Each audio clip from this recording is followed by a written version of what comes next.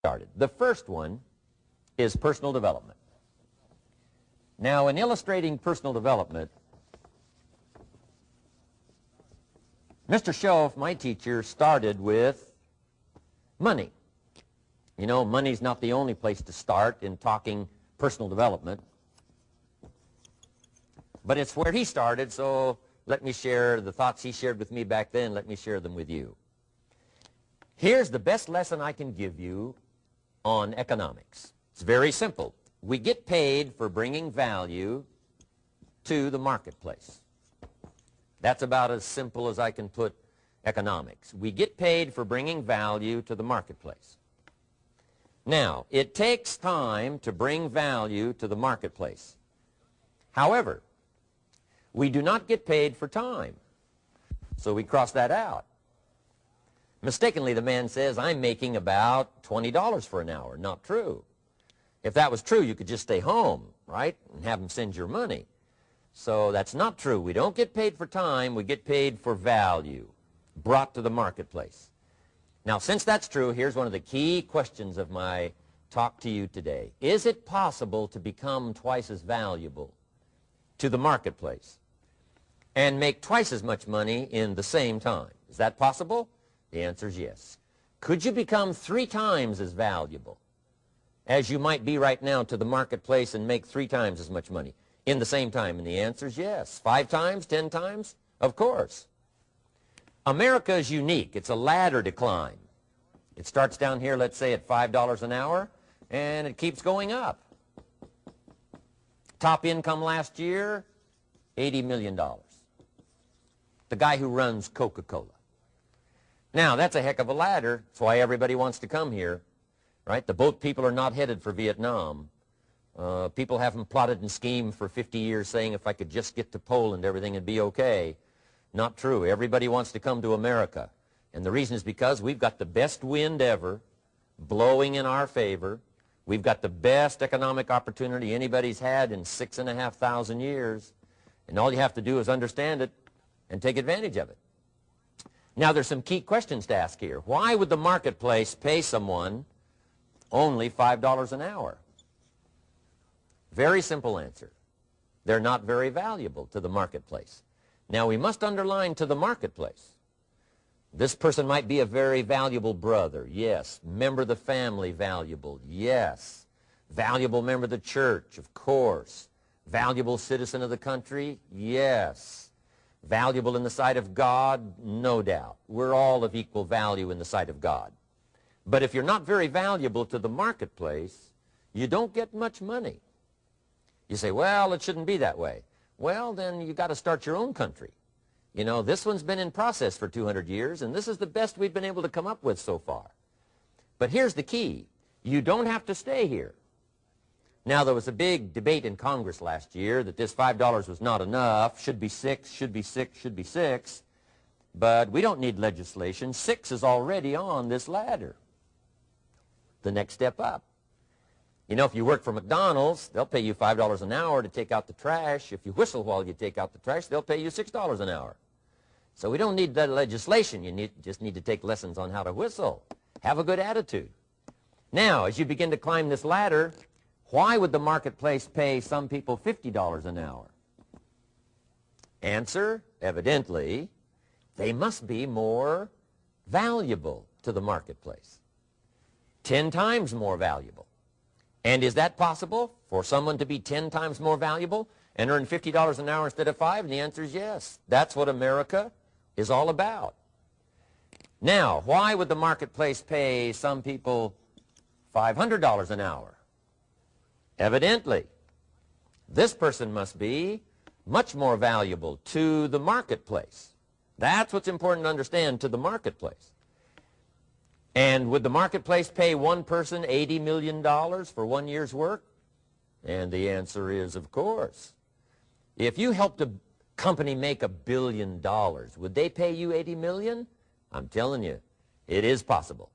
And that's why America is so exciting. That's why this financial ladder is so exciting. It's possible for all of this to come true for all of you, no matter where you start. As a student in school, just getting started out there in the workplace, This is all possible for you. Now, Mr. Schoaf gave me the clue on how to climb this ladder as high as I wanted to climb. Now, we're talking primarily economics here. There's a lot of other ways to become valuable to your family, valuable to your friends, valuable to the community, valuable to the team, right? Valuable to the team effort, valuable to the concert. But here's what he said to me. In climbing this ladder economically, all you have to do is work harder on yourself than you do on your job. Once I heard that, it made sense to me. I kept hoping that everything else would change around me, found out that if I went to work on myself, worked on my skills, worked on my language, if I became better than I was each year, if I grew in skills and language and vocabulary and competence, then I would become attractive to the marketplace. Not very long ago, a company called me and said, Mr. Rohn, we're expanding internationally. We'd like to have a bit of your expertise to help us. Would you give us a bit of your time? We'll add some millions to your fortune. And I said, okay. And I thought later, isn't that interesting? They would call me. Then my second thought was, of course they'd call me. Who else would they call? I can get the job done. Now, what a contrast for me, farm boy from Idaho, raised in obscurity, parents of modest means, broke when I was 25. How come I would get a telephone call and someone offer me a lot of money to help them in expanding around the world? Simple answer, evidently. Something happened to me between age 25 and where I am today. And I can tell you where it all started. From my teacher, Mr. Schoaf, who said to me, we don't have to change what's going on out there. That's the wind that's blowing. All we have to do is change what's going on in here. And now there's several ways to do that on personal development. And let me give you those ways. Here's the first one. We must learn from personal experience. Pretty simple. Learn from what happens to you. Take a look back over the last few months. Did you make some mistakes? How could you correct those for the future? Take a look back over the last year. Have you done it right or done it wrong? Let's correct it for the next year. Learn from your personal experience. Mr. Schoaf asked me when I first met him, he said, Mr. Rohn, how are you doing? You've been out there now 6 years. And I said, I'm not doing very well. He said, I suggest you not do that anymore. What a simple, swift analysis to my situation. He said, if you keep doing it, the next 6 years will be like the last 6. You don't want that to happen. Let's make the changes.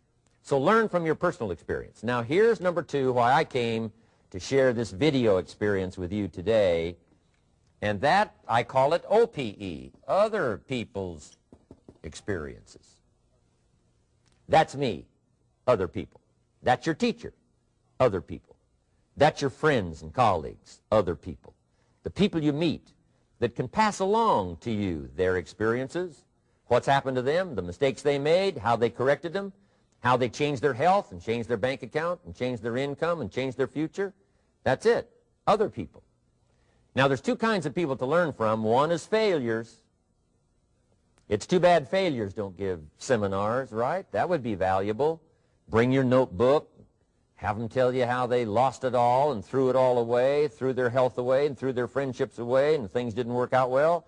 That would be valuable. But now then we must also learn from positive, people that have done well. They've got the health, and so we ask them, how did you become so healthy? They've got the skills, so we ask them, how did you become this skillful? They've got the income, so we ask them, how did you get here in such a short period of time? So now here's what's important in personal development. In learning from other people, we learn, number 1, by observation. We learn what we see. We watch people that are successful in what they do. In sports, we watch their disciplines. In business, we watch their disciplines. By observation, what we can see. The reason I created this video is something that you could see someone's experiences translated for you.